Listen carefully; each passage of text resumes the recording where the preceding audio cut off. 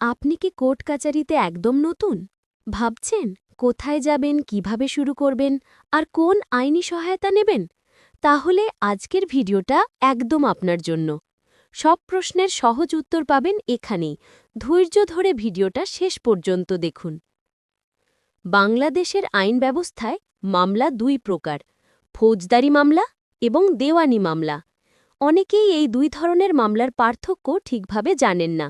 আজ আমরা সহজভাবে জানব ফৌজদারি মামলা আর দেওয়ানি মামলার মধ্যে পার্থক্য ঠিক কোথায়। প্রথমে আসি, ফৌজদারি মামলা কি?